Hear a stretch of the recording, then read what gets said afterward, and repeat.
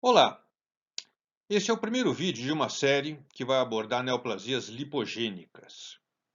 E nós vamos iniciar com uma categoria de neoplasias que tem em comum a deleção do gene RB1 e que inclui lipoma de células fusiformes, lipoma pleomórfico e umas variantes atípicas.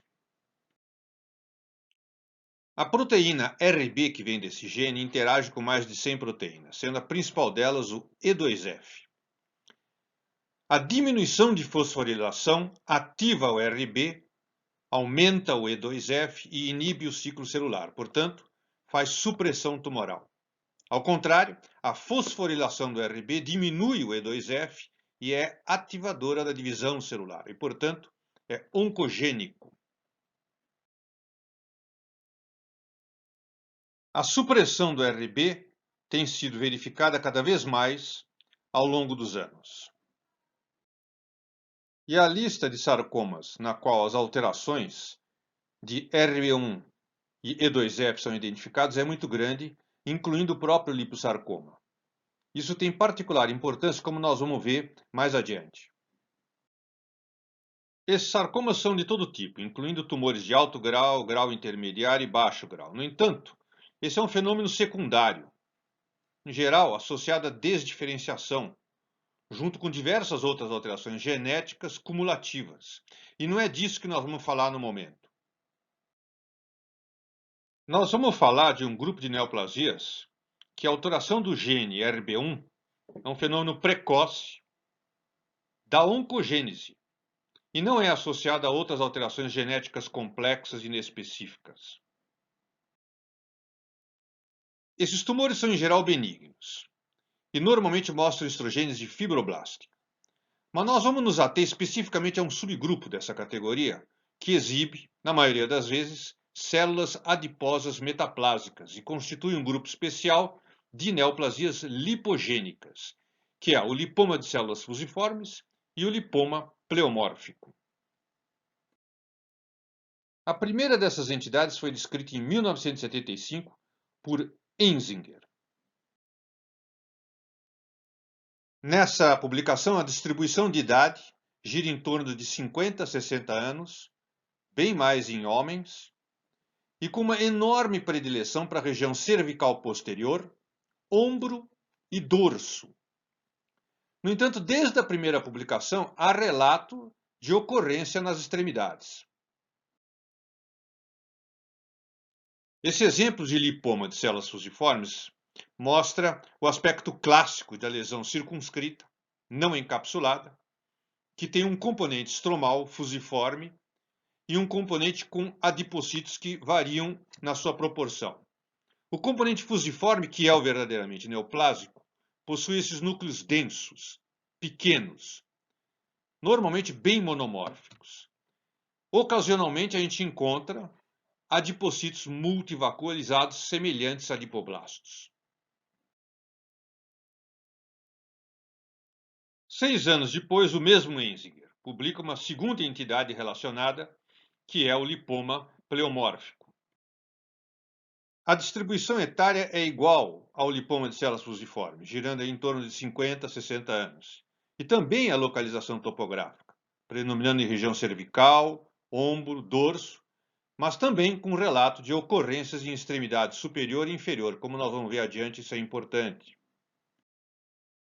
Nesse exemplo clássico de lipoma pleomórfico, a neoplasia também tem um aspecto circunscrito e já é bastante evidente células polimórficas estromais que, com mais detalhe, tem essa multinucleação circular, conhecida como células em florete. Além disso, também tem colagenizações cordonais e alinas típicas dessa entidade.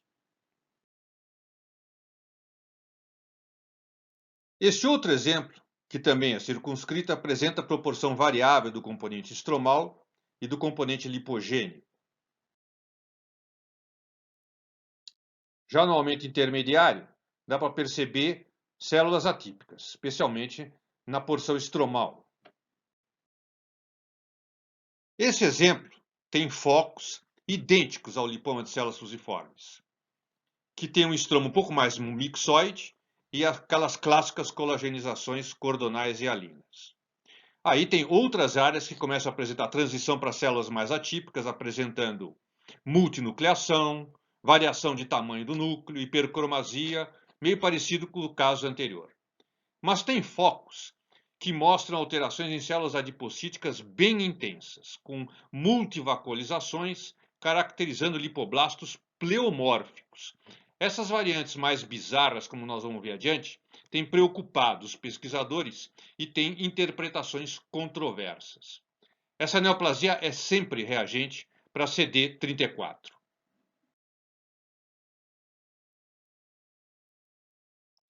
Por causa dessas atipias, um grupo europeu publica uma variante que eles consideraram maligna dessa entidade chamada liposarcoma de células fusiformes, com base em critérios puramente histológicos, uma vez que não havia ainda definição nem imunistoquímica e nem molecular.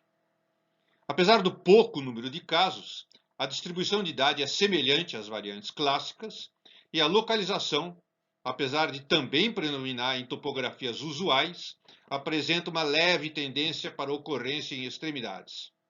Nessa publicação houve um óbito por disseminação metastática, mas os próprios autores dessa publicação, ao longo dos anos depois, não confirmaram mais a existência de variantes malignas metastatizantes. Logo em seguida apareceram trabalhos mostrando a imunoexpressão de CD34 nessas entidades, usualmente difusa, em grande porcentagem de casos. Outros marcadores foram sistematicamente não contributivos.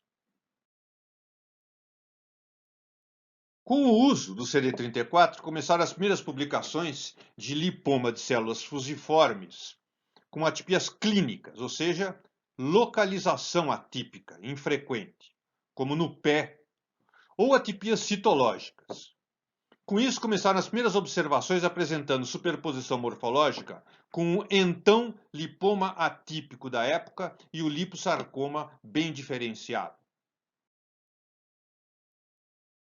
Foi preciso mais de 10 anos para aparecerem as primeiras publicações relatando os aspectos moleculares em variantes consideradas atípicas. A histologia, na verdade, é bem semelhante à encontrada no lipoma de células fusiformes convencional. Essas variantes também apresentam a mesma distribuição etária, em torno de 50 a 60 anos, e localização com maior frequência de acometer em extremidades.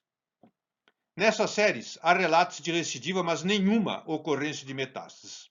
Além disso, todos esses casos foram validados com perda de RB1 por técnicas moleculares, além da expressão de CD34.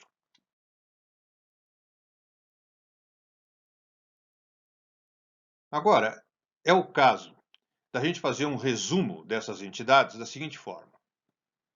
De um lado existem fibroblastos, reagentes para CD34. Do outro, adipocítos. Essas histogêneses geram o lipoma de células fusiformes e o liposarcoma bem diferenciado ou o tumor lipomatoso com atipias. O primeiro, como foi visto, tem perda do gene RB1. O outro, que tem origem verdadeiramente lipogênica, exibe amplificação do gene MDM2, como nós vamos ver em outros vídeos. O lipoma de células fusiformes é relacionado com o lipoma pleomórfico e a variante atípica. Além disso, existe uma outra variante que é o lipoma pleomórfico atípico, que nós vamos ver logo mais. O liposarcoma é relacionado com a forma desdiferenciada. Sucede que existe superposição morfológica tanto nas duas entidades com menos atipias, como em todas as outras entidades que existem pleomorfismo. Embora os casos clássicos sejam fáceis de fazer diagnóstico, existem circunstâncias que a distinção pode ser realmente complicada.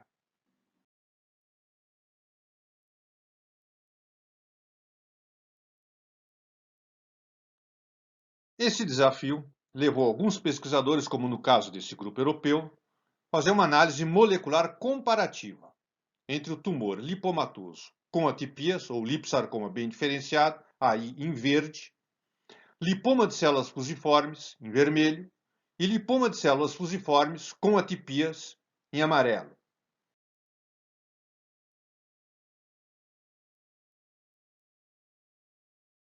Eu coloquei as abreviações em inglês.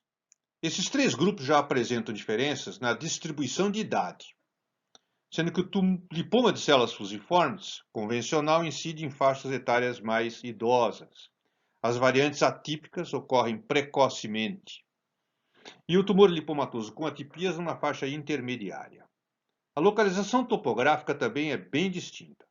Um tumor lipomatoso com atipias exibindo amplo predomínio em membros, e no caso foram excluídos desse trabalho os tumores retroperitoneais, ao contrário da localização clássica do lipoma de células fusiformes e a variante atípica.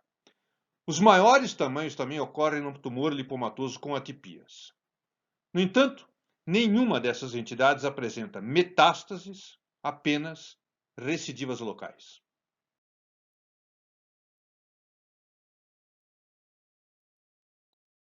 As diferenças moleculares são aquelas que nós já conhecemos. O liposarcoma bem diferenciado apresenta superexpressões do gene MDM2 e CDK4, tanto na imunistoquímica como na pesquisa molecular.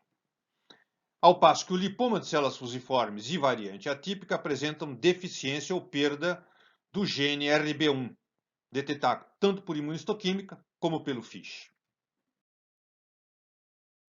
O problema é que as definições de atipia não são homogêneos entre os publicadores.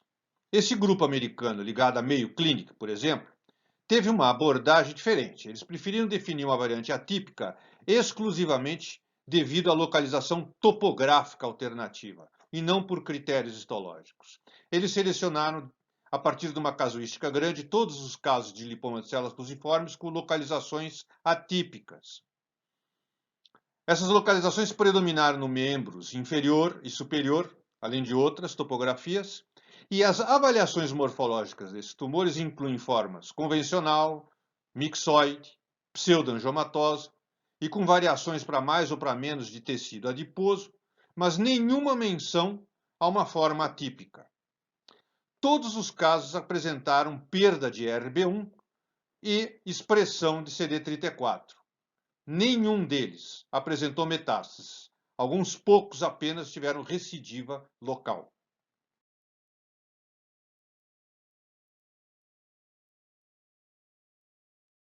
Por outro lado, esse grupo ligado a Harvard decidiu considerar uma forma histologicamente atípica, se baseando pela presença de atipias que eram leves e presença de lipoblastos, além de alterações estromais mixoides e escleróticas.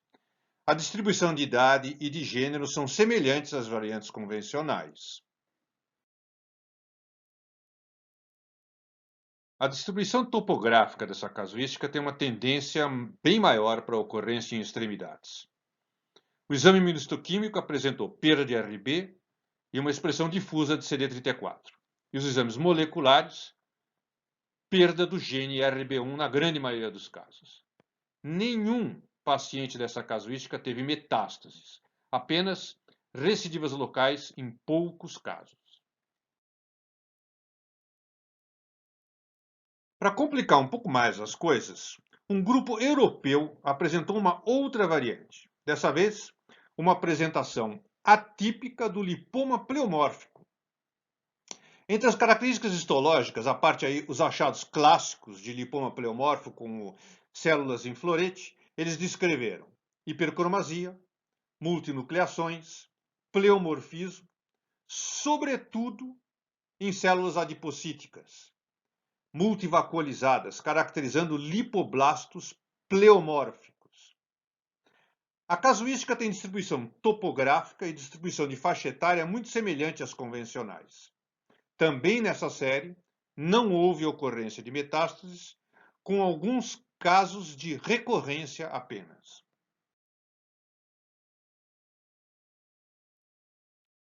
Nesse estudo, eles fizeram uma análise comparativa dessa variante com o liposarcoma pleomórfico, que está aí em vermelho, comparando com o lipoma pleomórfico com atipias, que está aí em azul.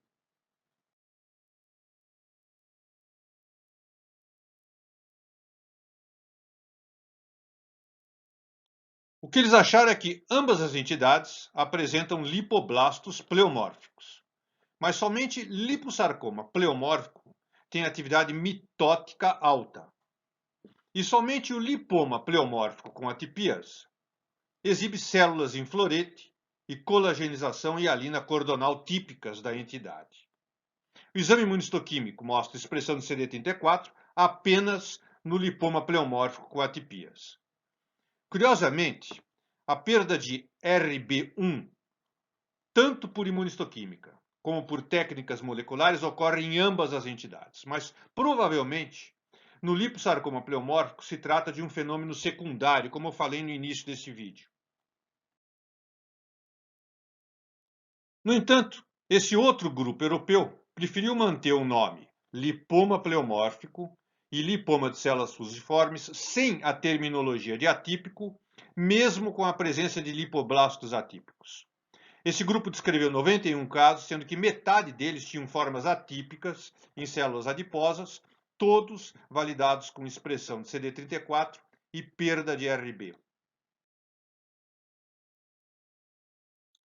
Logo depois, esse mesmo grupo demonstrou presença de mitoses atípicas na mesma casuística e ainda assim optou por manter a terminologia original sem a referência de atipias, uma vez que todos esses casos evoluíram sem metástases, apenas com poucos recidivas locais.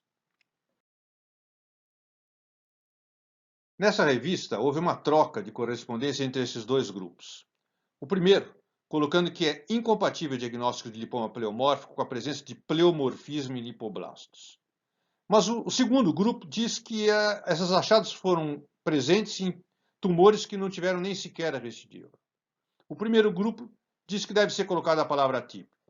O segundo diz que essa palavra pode levar a um supertratamento.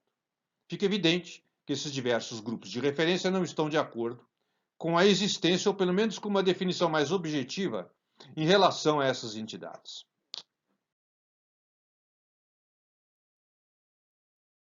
Em conclusão, o lipoma de células fusiformes e o lipoma pleomórfico podem ter apresentações atípicas, tanto na localização, fora da topografia clássica, como atipias citológicas, incluindo pleomorfismo. No entanto, nenhuma dessas variantes apresentam metástases. Essas formas atípicas podem apenas recidivar com mais frequência. Por fim, existe uma dificuldade na distinção dessas variantes com as malignidades verdadeiramente lipogênicas, que nós vamos discutir num outro vídeo. E assim, nesse vídeo, discutimos a primeira parte de neoplasias lipogênicas, abordando as entidades relacionadas com a perda do gene RB1. Até o próximo vídeo.